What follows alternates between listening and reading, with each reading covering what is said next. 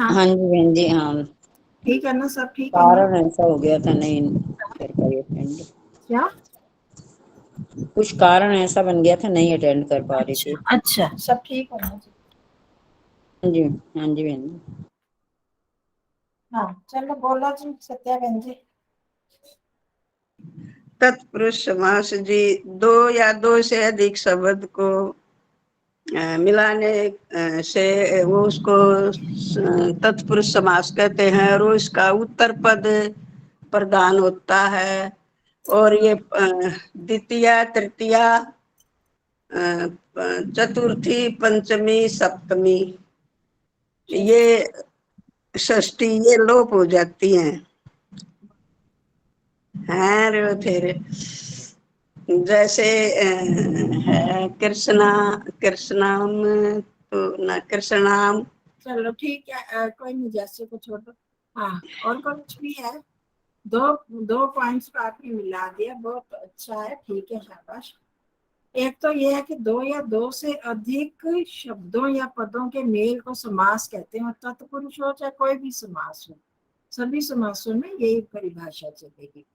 तत्पुरुष में क्या होता है कि ये तत्पुरुष समास ये द्वितीय से लेकर सप्तमी विभक्ति तक तत्पुरुष समास होता है। इनमें मतलब द्वितीय तत्पुरुष, तृतीय तत्पुरुष, चतुर्थी तत्पुरुष, पंचमी, षष्ठी, सप्तमी, सभी इन विभक्तियों के साथ तत्पुरुष होता है।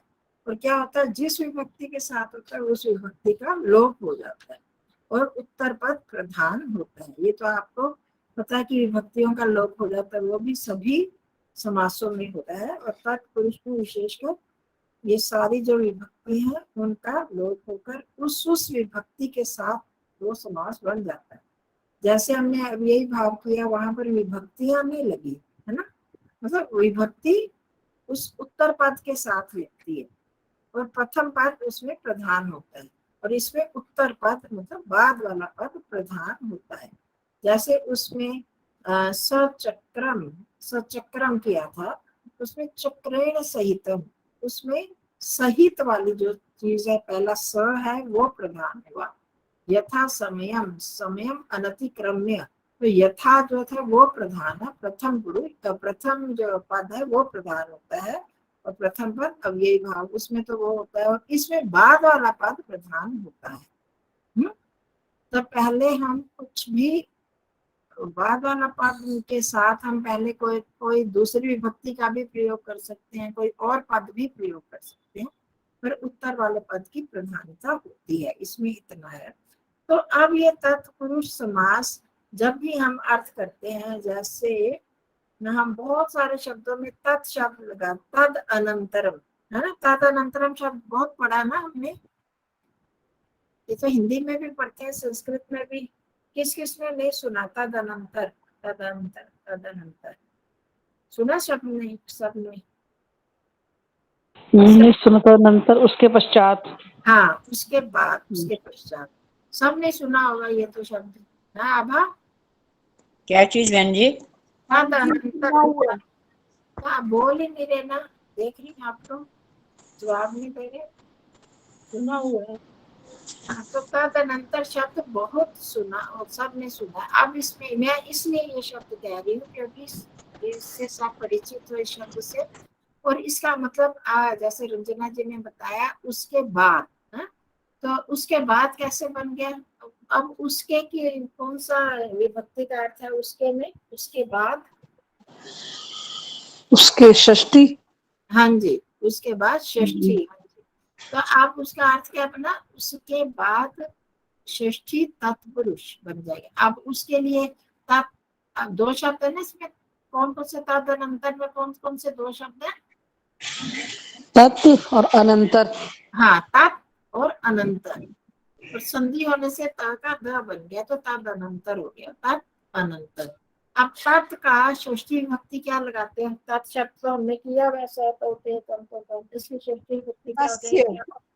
हाँ, तस्य अनंतरम, संस्कृत में है तो तस्य अनंतरम, हिंदी में हो तो उसके बाद करते हैं तद अनंतरम। तो जैसे ये समझ में आ गया नहीं उदाहरण? तो तद अनंतरम, तत् शब्द है और अनंतर जुड़ गया, और इसके बीच की विभक्ति उसके बाद तस्य अनंतरम था, तो उसमें विभक्ति का अंत हो गया, विभक्ति का लोप हो गया, तत् अनंतरम, तद अनंतरम बन गया। तो ये हिंदी में भी प्रयोग होता है, संस्कृत में भी प्रयोग होता है। तो जैसे इसका प्रयोग हो गया तो तस्य अनंतरम, ये कौन सा तत्पुरुष हो गया? षष्ठी तत्पुरुष। विभक्ति का लोप होना, जिस विभक्ति के साथ आ जाती है तो उसमें हम तत्पुरुष समास करते हैं। आगे समझ। तो ये तत्पुरुष समास होता है, इनमें विभक्तियों का लोप होता है समास में, और जब हम उसका विग्रह करते हैं तो वो विभक्ति उसमें लग जाती है। अभी हम बहुत सारे उदाहरण करेंगे तो आपको समझ आ जाएगा। तो इसी तरह अलग अलग शब्दों के साथ अलग अलग विभक्ति, जैसे हमने सचक्रम, एक बहुत सारे लोग अव्ययी भाव को अलग नहीं मानते, मतलब समासों को 2-3 समास इकट्ठे भी मान लेते हैं। तो उनमें क्या हो जाता है, अब सचक्रम चक्रेण सहितम, वहां तो स अव्यय शब्द है इसलिए अव्ययी भाव कहते हैं, नहीं तो इसको हम क्या कहते हैं, तृतीय तत्पुरुष समास, क्योंकि चक्रेण सहितम हो गया। पर वहां पर अव्यय की प्रधानता है प्रथम पुरुष की, तो इसलिए वो अव्ययी भाव ही होगा। अभी मैंने आपको कुछ शब्द लिखकर भेजे, तो अब वो हमारे इसी तत्पुरुष समास से ही संबंधित है। तो एक चीज यहाँ पर हम नहीं करते हैं, यहाँ ये तत्पुरुष शब्द के 2 अर्थ हैं, तस्य पुरुष है, जैसे तस्य अनंतरम करण और उसके बाद, इसी तरह तस्य पुरुष, उसका पुरुष, और सह पुरुष। तत् का मतलब वह सह भी हो सकता है ना, अर्थात एक में भी विभिन्न विभक्तियां हैं और दूसरे में समान विभक्तियां। इन्हीं अर्थों के अनुसार तत्पुरुष समास के 2 भेद हैं। छोड़ दो इसको, ये आपके लिए नहीं है जरूरी, इसको छोड़ दो। व्यधिकरण समानाधिकरण, उसको हमने मतलब कि एक से विभक्ति भी लग सकती है, अलग अलग विभक्ति भी लगती है। अब हमने जो मैंने आपको द्वितीय तत्पुरुष के कुछ उदाहरण भेजे हैं, जैसे श्रित, अतीत, पतित, गत, प्राप्त और आपन्न। इन शब्दों के संयोग, जब 2 शब्दों के साथ इन शब्दों का संयोग हो जाता है तो ये भी इसमें द्वितीय तत्पुरुष लगता है। जैसे हमने उपपद विभक्तियां करी हुई है ना, है? उपपद विभक्तियों में किस किस शब्द के साथ कौन कौन सी विभक्ति लगती है, ये सारी उसी से ही संबंधित है। तो इसी तरह गमी शब्द है, उसके साथ भी द्वितीय तत्पुरुष लगेगा। जब हम तोड़ेंगे उस समास को, जैसे जिस शब्द में बाद में गमी आया है, जिसमें श्रित आया है, आश्रित आया, अतीत आया है, गत आया है, प्राप्त आया है, आपन्न आया है, जिस शब्द में बाद में ये शब्द आए हैं, तो उसके पहले पद में विभक्ति का लोप तो पहले पद में होता है ना, तो उस पद में द्वितीय विभक्ति आ जाएगी। समझ में आया कुछ? जो जो शब्द मैंने लिख के भेजे हैं वो शब्द अगर आते हैं बाद में, तो उनके साथ पहले पद में द्वितीय विभक्ति आएगी, तो तत्पुरुष समास में वो विभक्ति आएगी। अभी हम करते हैं। तो आप लोग सारे बंद करके बैठे, मेरे को क्या पता चले, किसी का फेस ही नहीं दिख रहा कि पता चले कि किसी को समझ आ रही है नहीं आ रही, कोई सुन रहा है नहीं सुन रहा, मैं ना हाँ ना और मैं ऐसे बोलती जा रही हूँ। कुछ तो पता, रोज कहती हूँ कि खोल के रखो, एक दिन खोलते हो फिर बंद कर देते हो। तो आपको कुछ हर्ज है क्या खोलने में? है तो मैं नजर नहीं लगाऊंगी आपकी शक्ल को। जो करो, जैसे करते हो, जैसे सुंदर हो वैसे ही बने रहोगे, मैं नहीं कुछ भी करूंगी। तो उसमें ना थोड़ा लगता है कि हम कर रहे हैं, पढ़ रहे हैं, पढ़ा रहे हैं, मैं ऐसे ही वो करती जा रही हूँ, बोलती, मेरे को लगता है कि कोई ना हाँ कर रहा ना कर रहा, मैं बोलती जा रही हूँ, कुछ समझ आता है नहीं आता, मेरी बात पहुंच रही है नहीं पहुंच रही। हाँ जी, मुझे तो नहीं आई समझ। क्योंकि आप बीच में रहे हो ना अक्सर। हाँ जी, हाँ, कारण तो यही है, यही करेंगे। अभी हम करेंगे ना उदाहरण, तो उनसे स्पष्ट होगा। अभी भी सबको पूरी तरह नहीं समझ में आया होगा। मैं इसमें एक समझनी है, एक तो ये है कि इसमें 2 या 2 से अधिक पद जुड़ते हैं। पहले पद में विभक्ति का लोप हुआ होता है, ये पहले भी बताया था, तब तो आप आते थे। जब बीच के पद हैं समासों में विभक्तियों का लोप हो जाता है। जो तत्पुरुष समास होता है उसमें द्वितीया से लेकर सप्तमी तक की विभक्तियों का लोप होता है। अर्थ के अनुसार हम उन विभक्तियों को तोड़ते हुए जब समास को तोड़ते हैं, जैसे संधि छेद करते हैं, ऐसे समास विग्रह भी समास छेद, समास विग्रह बोलते हैं, वो करते हैं। तो जब उसमें भी वो विभक्ति लग जाती है जैसा उसका अर्थ होता है। अब किस में कौन सी विभक्ति लगानी है हमें कैसे पता लगे? जैसे उपपद विभक्तियां की थी हमने, वो तो ध्यान है ना। अब सह के साथ तृतीय उपपद विभक्ति लगेगी, बताया जाता है वहां द्वितीय विभक्ति लगेगी। ऐसे आरूढ़ में द्वितीय विभक्ति लगेगी। इसी तरह इस तत्पुरुष समास में भी कुछ शब्द के साथ वही विभक्ति लगती है। वो विभक्ति कहाँ लगेगी? जब हम उस पद को तोड़ेंगे। तो अब मैंने जो आपको शब्द भेजे हैं, श्रित, पतित, आगत, गत, प्राप्त, आपन्ना, गमी, तो इस तरह के इन जहां पर ये शब्द जुड़े होंगे उस वाले समास में द्वितीय विभक्ति का प्रयोग होगा। इतना समझ में आ गया? ऐसे होगा वो अभी हम करेंगे उदाहरण करके। ये बात मेरी समझ में आई कि नहीं?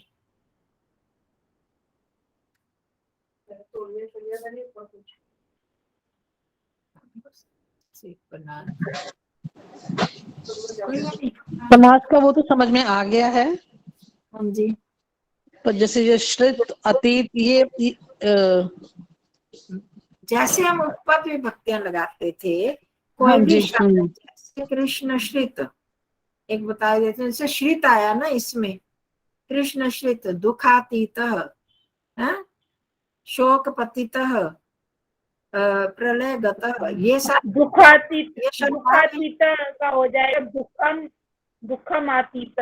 हाँ जी, मैं यही बता रही, ये जो समझ आ गया। शब्द में आ गए ना, श्रित, पतित, अतीत, गत, ये जो आपन्न, ये शब्द अगर आएंगे बाद में तो उस समास में द्वितीय विभक्ति लगेगी। उसको तोड़ते हुए हम पहले पद में द्वितीय विभक्ति लगाएंगे। जैसे कृष्ण श्रितः, कृष्णम श्रितः, श्रित आ गया पीछे, तो पहला पद कौन सा है? कृष्ण। तो इसको जब हम तोड़ेंगे कृष्ण श्रिता में, इतना तो आपको पता लग रहा है कि दो शब्द मिले हैं, दो पद जुड़े हुए हैं। कृष्ण सबको पता है, श्रित अलग से आ गया, ये दो पद आपस में जुड़ गए, कृष्ण श्रितः। जब इसको तोड़ना है तो श्रित होने के कारण पहले पद में कौन सी विभक्ति आएगी? श्रित जुड़ा है तो पहले पद में कौन सी विभक्ति आएगी? द्वितीय। हाँ, द्वितीय विभक्ति आएगी। जहां जहां अंत में श्रित पद आएगा तो वहां पर उस शब्द को तोड़ते हुए, उस समास को तोड़ते हुए द्वितीय विभक्ति आएगी। कृष्णम श्रितः, कृष्ण के सहारे, कृष्ण के आश्रित, आश्रित का शॉर्ट में श्रित है, तो कृष्ण के सहारे। आगे समझ, कृष्ण श्रितः, कृष्णम श्रितः।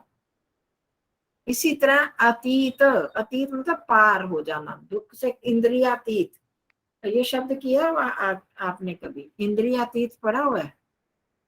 इंद्रियों से परे, जो चीज इंद्रियों से दिखाई नहीं देती उसको हम कहते हैं इंद्रियातीत। इसलिए यहाँ पर एक दुखातीत, दुख के पार गया, वो जो योगी है वो दुखातीत है, वो तो दुख के पार गया, उसको दुख की अनुभूति नहीं होती, पार हो चुका सुख दुख से, तो वो क्या हो गया? दुखातीत। तो अतीत शब्द लगा यहाँ पर। तो अब दुख में कौन सी, जब हम इसको तोड़ेंगे तो कौन सी विभक्ति लगेगी दुख में? हाँ, द्वितीय विभक्ति लगेगी। तो क्या आ जाएगा? दुख में द्वितीय पे विभक्ति लगा दी तो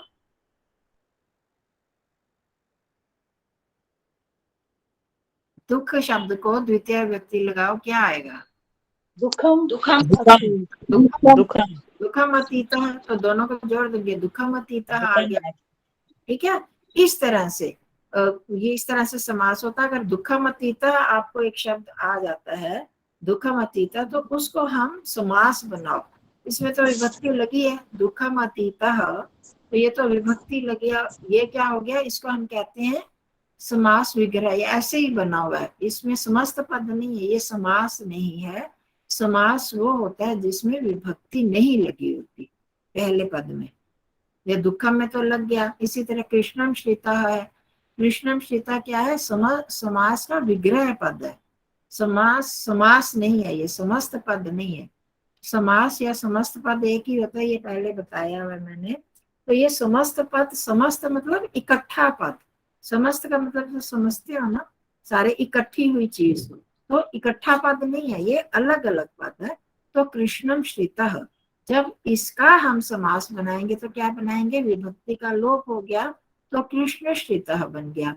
इसी तरह दुखम, दुखम अतीतः, इसको इकट्ठा भी लिखा जा सकता है, उसमें मिला दिया, कोई परिवर्तन नहीं है। दुखम अतीतः मतलब ये समास का विग्रह है, और इकट्ठा बना देंगे तो क्या हो जाएगा, दुखातीतः, दुख और अतीत, दुखातीतः। इसी तरह पतित, शोक पतितः, शोक में गिरा हुआ, शोक में गिरा हुआ। तो अब पतित शब्द आ गया तो इसको तोड़ेंगे तो क्या बन जाएगा, शोकम पतितः। शोकम पतितः, ये हो गया द्वितीय तत्पुरुष समास के सारे उदाहरण है। प्रलयम गतः, इसमें ये शोकम द्वितीय क्यों लग रही है?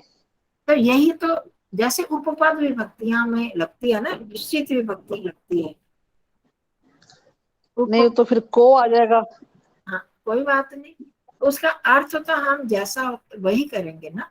आपको पहले भी बताया, हम राम गांव जाता है, बच्चे स्कूल जाते हैं, आपको नहीं लगा, पर जाने के योग में द्वितीय विभक्ति लगती है, याद है ना ये तो आपको। हाँ वो तो याद है, चलो भी गांव जाता है, गांव में जाता है, या उद्यान, उसमें उद्यान के दोनों ओर पेड़ है, ये हमने किया, उद्यान के दोनों ओर पेड़ है।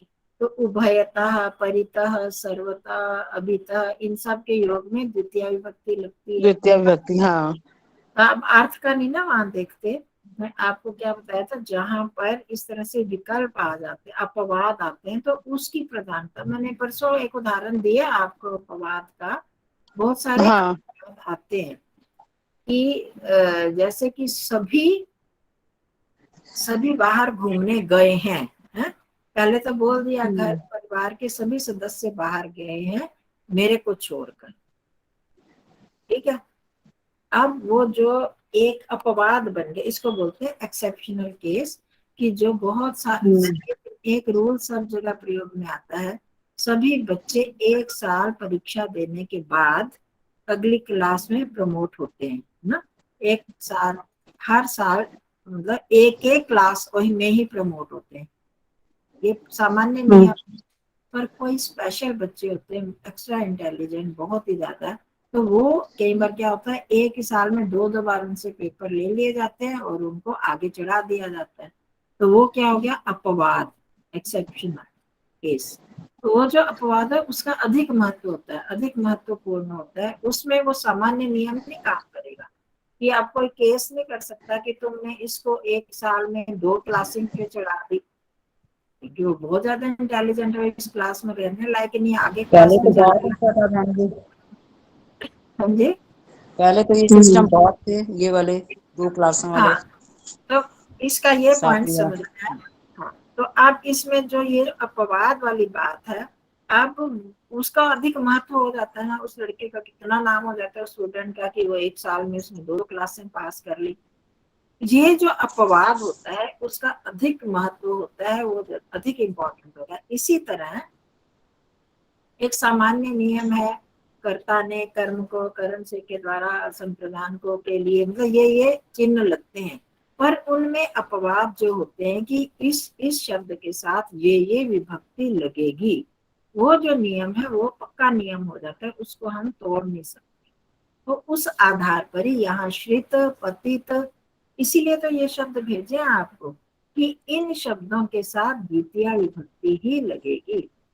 जिस समास में, समास के अंत में ये शब्द आए हों, उसके पहले पद, विभक्ति तो पहले पद में लगेगी ना, तोड़ेंगे तो पहले पद को तो में विभक्ति डालेंगे, तो उसमें द्वितीय विभक्ति लगेगी, तृतीया चतुर्थी षष्ठी में लगेगी।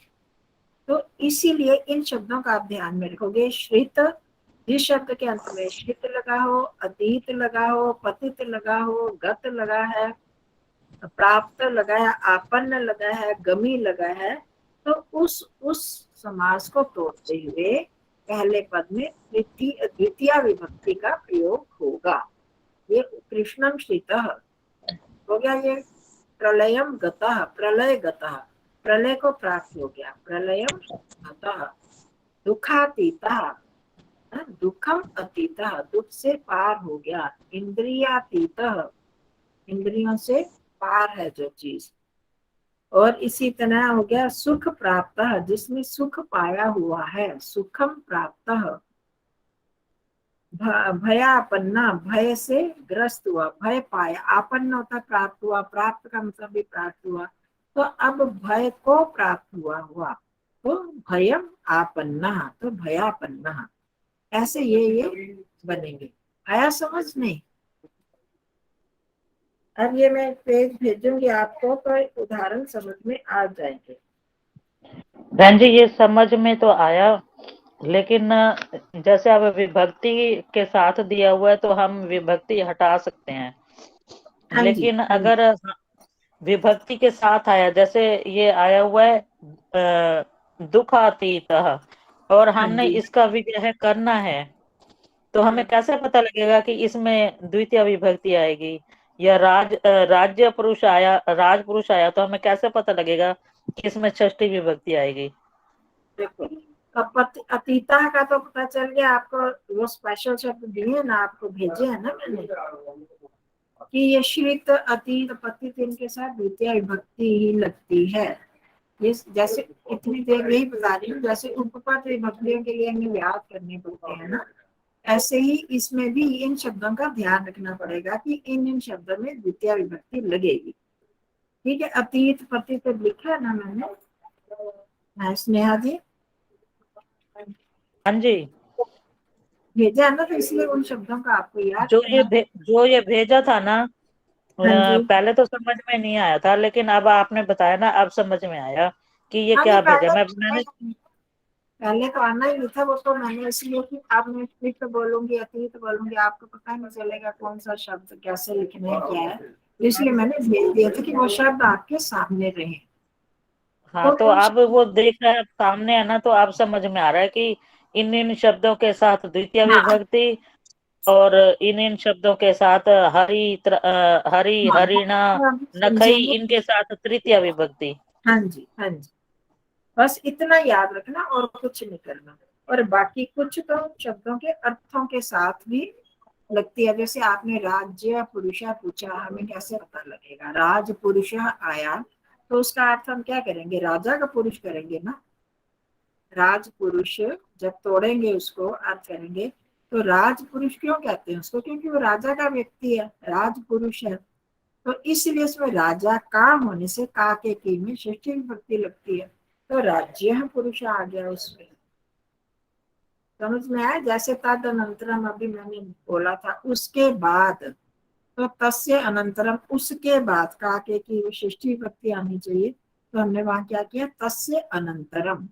तो ये उन शब्दों के अर्थों के साथ और उनकी उपपद विभक्तियों के आधार पर इन को तोड़ा जाता है और वो विभक्तियां लगाई जाती हैं। ठीक है, बाकी तो हम जैसे जैसे इनको करते जाएंगे, अभ्यास से हमें समझ में आता जाएगा। अर्थ बहुत चीजें तो अर्थ से ही पता चल जाती है, जैसे जैसे अर्थ हाँ जी, लगा, अब समझ में आ गया। तो इसी जो और भी उदाहरणों के साथ, और जैसे कर रहे हैं मंत्रों में भी बहुत सारे शब्द आते हैं, तो मैं फिर बताती जाऊंगी उसके साथ। अब आप जैसे दर्शन शास्त्र जो पढ़ते हैं उनमें तो बहुत इनका प्रयोग होता है। अब जैसे था ना, अर्थ योगानुशासनम, योगानुशासनम आया ना, क्या है? योग का अनुशासन, योग का अनुशासन मतलब उसका उपदेश हो रहा है। कैसा उपदेश हो रहा है? जो कि पहले हो चुका है, तो योग का उपदेश हो रहा है। तो आप इसको तोड़ेंगे तो क्या बोलेंगे? कौन सी विभक्ति लगाएंगे?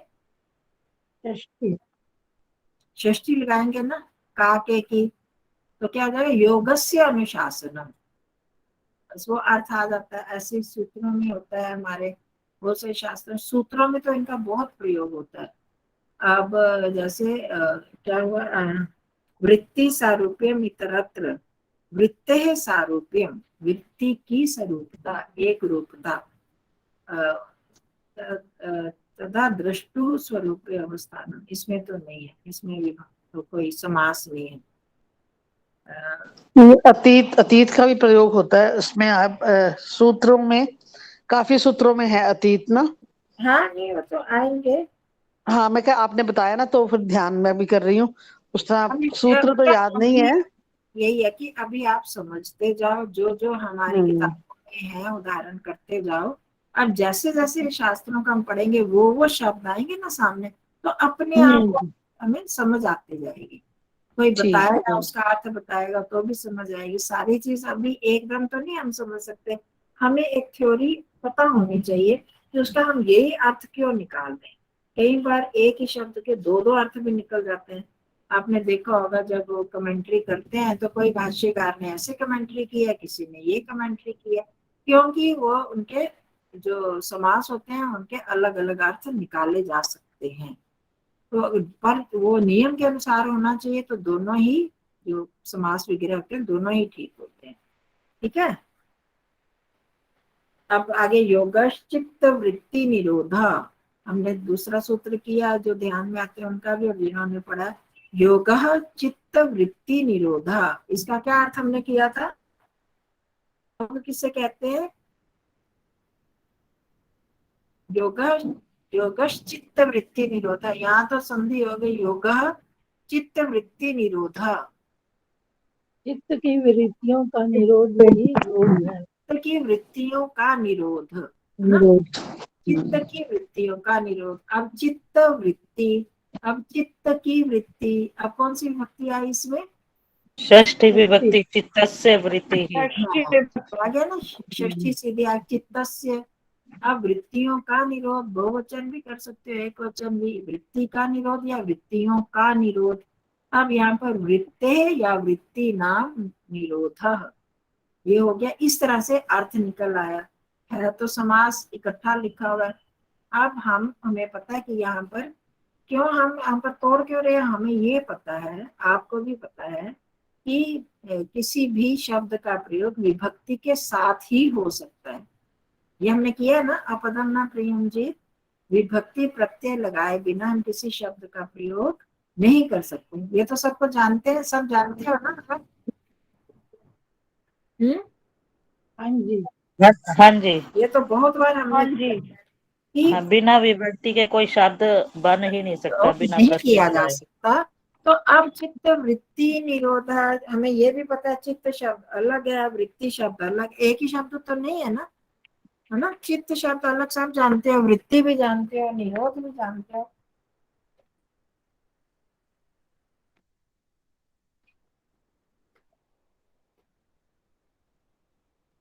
तो चित्त, अब यहाँ पर हमें तोड़ना होगा, अर्थ क्या बन रहा है उसके अनुसार हम उसका ब्रेक कर देते हैं। तो दो शब्दों को बिना विभक्ति के प्रयोग नहीं हो सकते, पर यहाँ पर बहुत सारे शब्द इकट्ठे मिले हुए, इसका मतलब यहाँ पर समास हुआ है।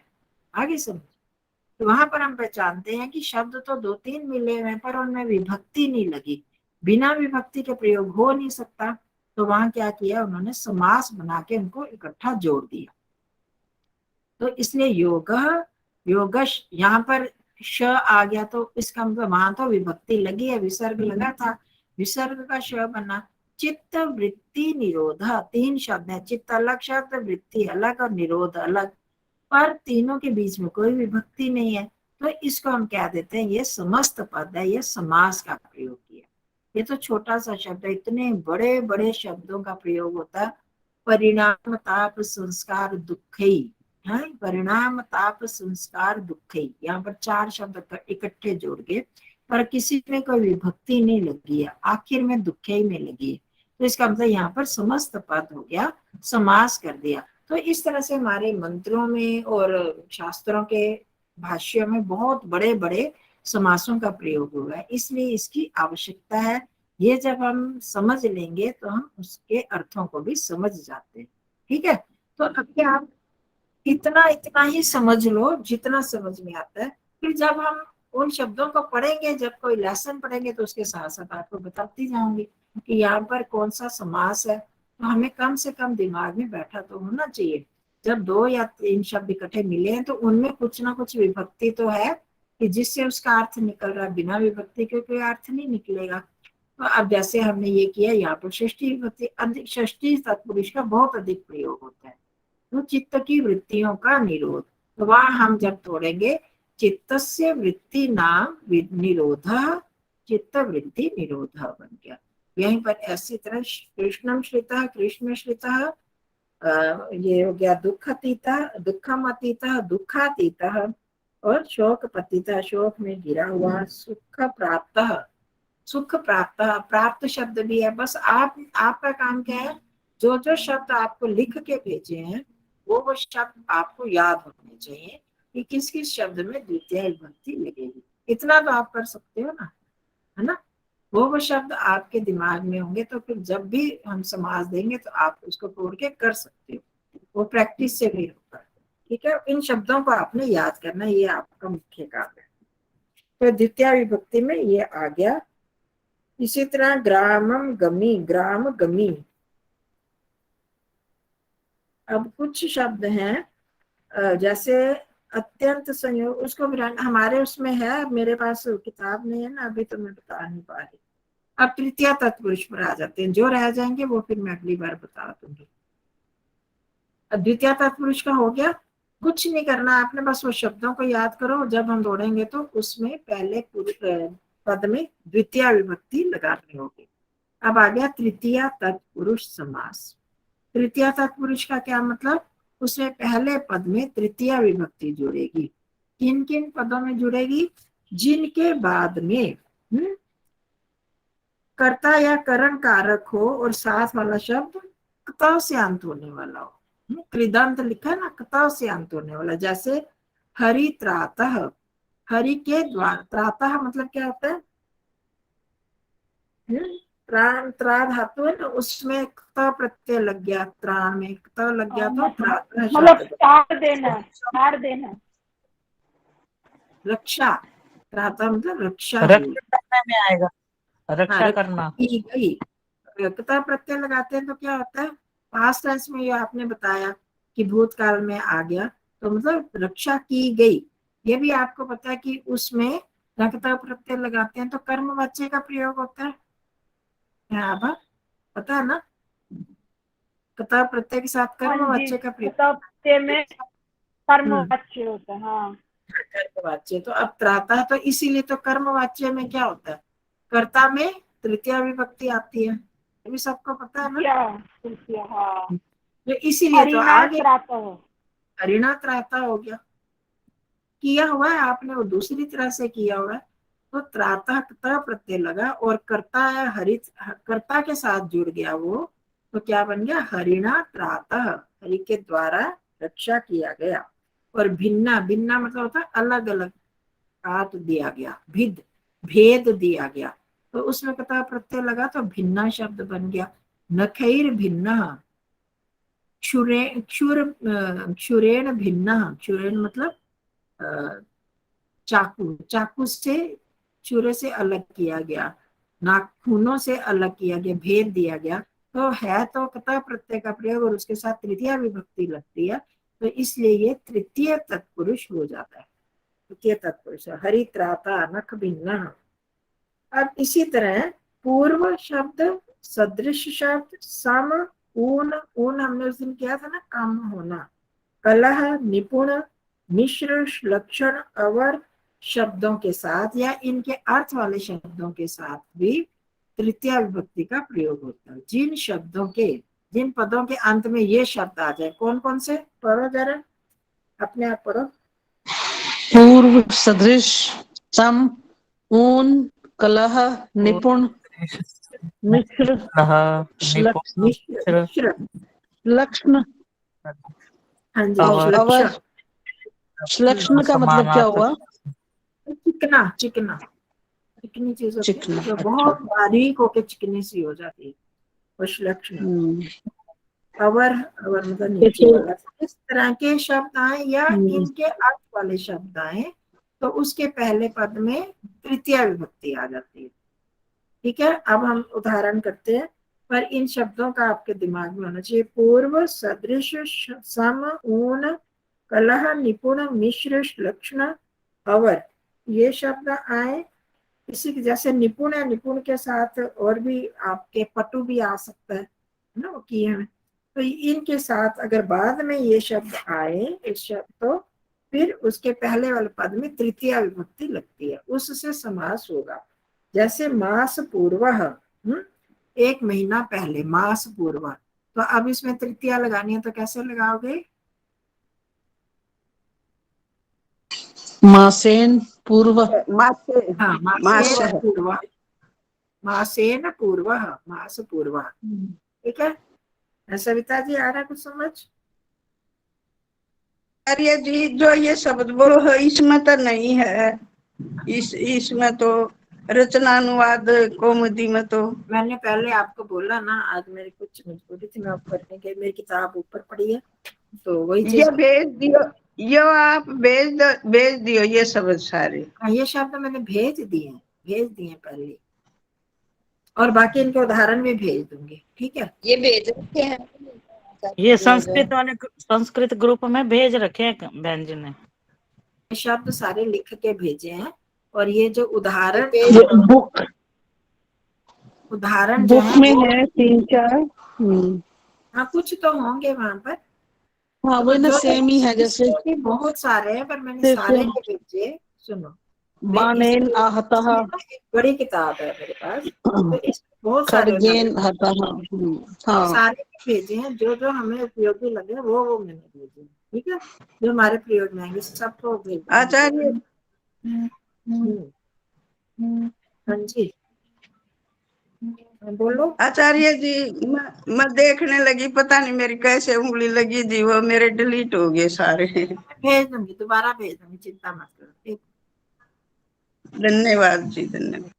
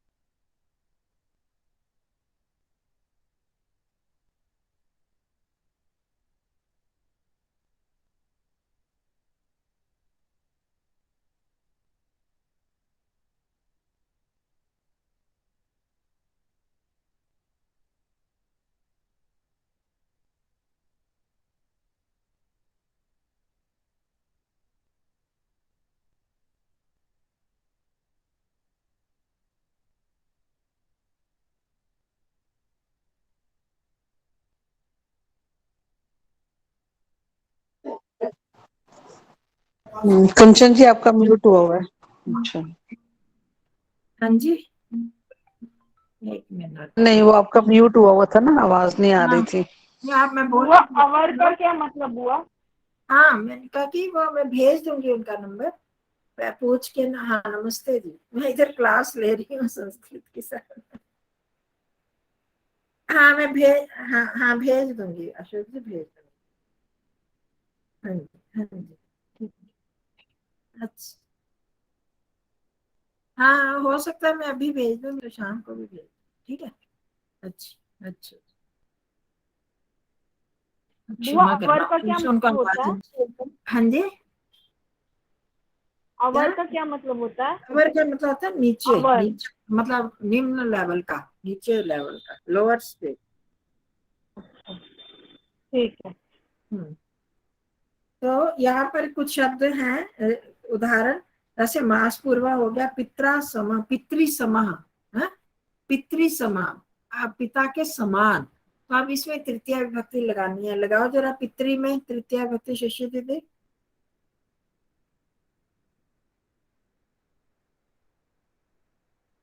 पितरी समान में, हाँ, पितृ में अब तृतीया है ना,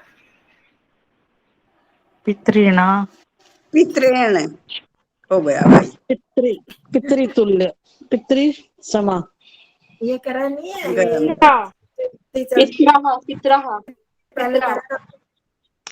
पित्रा, हाँ जी शाबाश, पित्रा, पिता पितरौ पितरः पितरम पितरौ पितरीन, फिर पित्रा पितृभ्याम पितृभि पित्रे पितृभ्याम पितृभ्य, ये ऐसे चलती है ना विभक्ति। पी तो थी अपने हाँ, पित्रा पित्रे पितृ संज्ञा आती, पित्रा पितुतः पितुः समा, पितुः। पितु तो षष्ठी है, तृतीया बोल रही हूँ ना, हाँ, समा पितरा शब्द पित्रा, से पित्रा तृतीया से लगेगी। हाँ, अब मातृ सदृश, अब बताओ इसे भी पिता के समान चलेगी, मातृ सदृश क्या होगा? मात्रा मात्रा सदृश हाँ, मात्रा सदृश। सदृश। अब ऊनम, ऊनम है, ऊनम के साथ भी तृतीया लगती है, धान्य ओनम। अब बताओ रंजना जी, धान्य ओनम। धान्य ओनम। धान्य ओनम इकट्ठा हो गया ना, धान्य ओनम करके धान्य ओनम बन गया। तो अब इसमें हम्म, क्या लगानी है? पहले में ऊनम शब्द है, ऊन मतलब के साथ क्या लगती है ना, अ, तो धान्य का तृतीया बनाना है आपने, कोई मुश्किल थोड़ी है। हाँ, धान्य धान्य इसमें धान्य है कि धान्य है? धान्य और धान्य हो, धान्य शब्द में तृतीया विभक्ति लगाओ ना, ये किसकी तरह? धान्य हाँ हाँ जी, धानेन ओनम। धान्य, हाँ अकारांत राम की तरह चलेगी, धान्येन ओनम, ओनम। धान्य। अब विकल शब्द तो मैंने दिया आपको, कलह, कलह शब्द, वाक कलह, वाक कलह। अब किसकी बारी है? अंजना जी की हो गई थी अभी, अंजना जी आपकी बारी। नहीं मेरी बारी। वातेन कलम। वाक, वाक कलह, वाक का हलंत होता है पता है? वाक, वाक, अच्छा वाक है कि वात है? वाक, वाक वाणी, वाणी की कला। वाणी। ये शब्द कहाँ से मिली बहन जी? ये मिल तो नहीं रहे। मैं आपको बता रही हूँ ना, ये ना उनकी अपनी बुक है, अलग बुक है, मैं इसमें भी नहीं है। आपको बोला क्योंकि इसमें नहीं है ना मेरे पास, आज मेरे कुछ गड़बड़ होगी, मेरे पास रचनानुवाद कॉमेडी नहीं थी, तो मैंने इस किताब से ले लिए। कोई बात नहीं, उदाहरण तो हमने ज्यादा नहीं। तो वाक शब्द हमने किया हुआ, किया याद है आपको? किस किस को याद है वाक शब्द किया था? इतना तो याद है, किया तो था बहुत पहले। किया था। वाच वाचने वाला छलंत वात्या, वाला विद्या, शब्द। वात्या जैसे विद्या वैसे वात्या आएगा। विद्या में तो आ की मात्रा है ना, वाक शब्द में तो वाक है, वाक का हलंत है, वाक। हलंत वालों की तरह चलेगा। हाँ हाँ जी।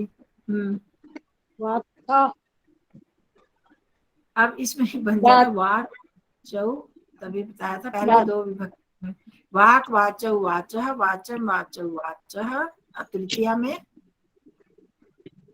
वात्ता, वाचा, वाचा। तो फिर अच्छा, भगवत की तरह चलेगी। द्वितीय बाद वाला तो लगातार आ की मात्रा लगती है, वाचा, वाचा वाचा कलह, वाभ्याम वाचा। वारिध। वाचा कलह। अब आचार निपुण, एक बार मैं सबसे पूछ लूं फिर खत्म करते हैं। आचार निपुण, सत्या बहन जी, निपुण शब्द में आपके साथ तृतीया विभक्ति आएगी। हाँ जी, कहाँ सो गए थे? क्या बोला जी? आचार निपुण, तो निपुण आचार हाँ निपुण जहाँ निपुण। पर उसमें भी समास करते हुए तृतीया विभक्ति आती है। तृतीय निपुण, आचार, आचार्य ना। बोलो बोलो ढंग से बोलो।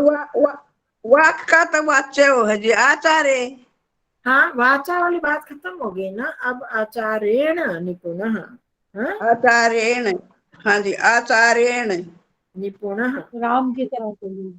पूर्ण, हाँ जी आचार्य। आचार्य निपुण, चलो शर्करा निपुण। मिश्रम, शर्करा मिश्रम, ये अब बारी सर, है ये इनकी पुष्पा बहन जी, शर्करा मिश्रम। बहन जी मुझे कुछ भी समझ नहीं आया, कुछ भी। शंकरा को तृतीया, शंकरे, तृतीया विभक्ति तो लगाओ, क्या समझ में आना है, तो सब समझा शंकरा चुके हैं। को स्त्रीलिंग में है तो फिर शंकरया। आकारा चलेगी ना, शर्करा शब्द कैसे चलेगा? शर्करा है, शंकर नहीं है पुष्पा जी। शर्करा, हाँ शर्करा जी, होती है शक्कर, शक्कर से चीनी ये चीनी शर्करा होती है ना, शक्कर की बात हो रही है। शक्कर। अच्छा हाँ, अच्छा, तो शर्करा फिर किस तरह शक्कर भी की? जब शर्करा है तो स्त्रीलिंग वाला शब्द है ना, हाँ जी, हाँ तो तो कैसे चलती है? शर्करा, शर्करा या शर्करा या किसकी तरह चलेगी पहले ये बताओ? ये नदी की रमा की तरह। तरह, हाँ लता की रमा, तरह, रमा की तरह। नदी।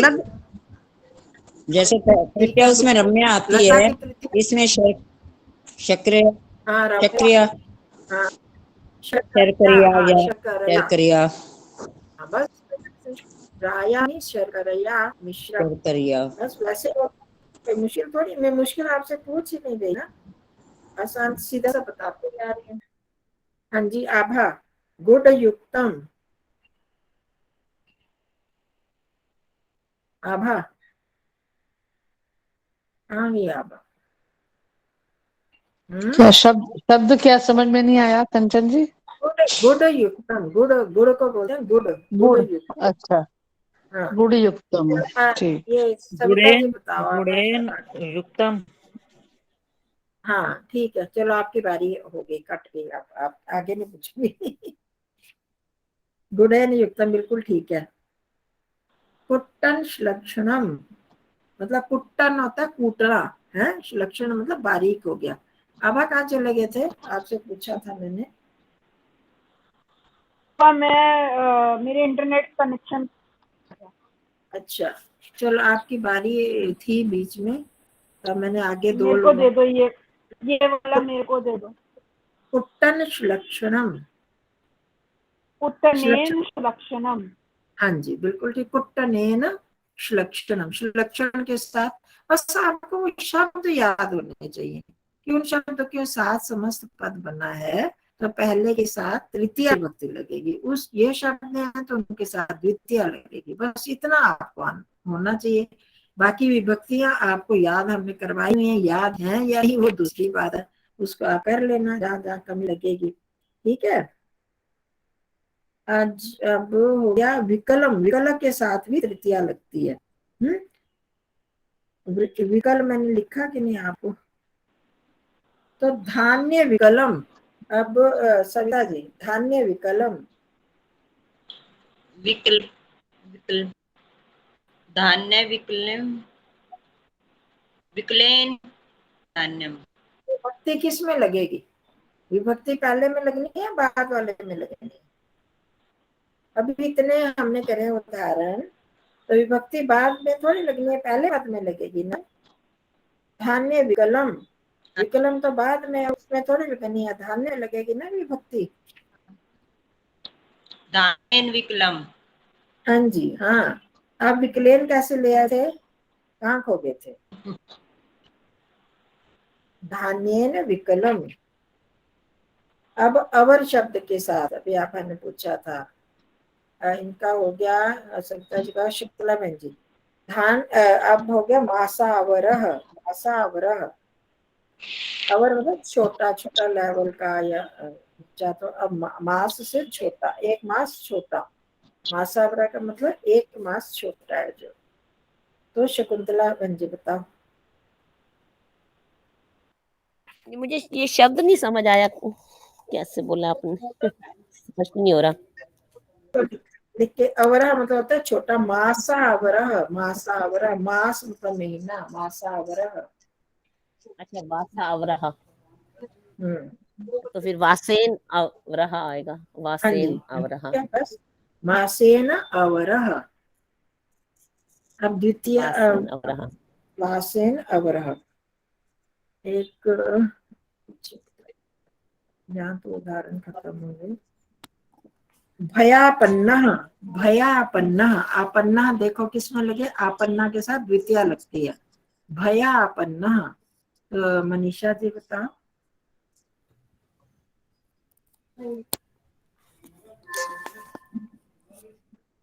आपन्ना जहां पर आए तो उसके पहले पद में द्वितीय लगती है, क्या आ जाएगा?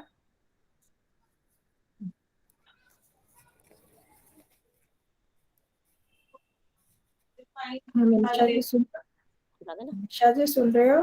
गला चौड़ा है ये मैं पता क्या बोला मैंने अंदर मोड़े पट्टी दे वो अंदर इंदे तो कहनी लिखे ना तेरे को निकाल के ना जी बंद वो करो अच्छा है अपना नहीं थींदा नहीं हाँ, मैं तो मनीषा गंदा लगदा मैं क्यों बोला चली? मैं ना मैं चल पट्टी दे बेच हाथ ना यही तो चक्कर है ना, क्या क्या असावधानी करते हैं सारा।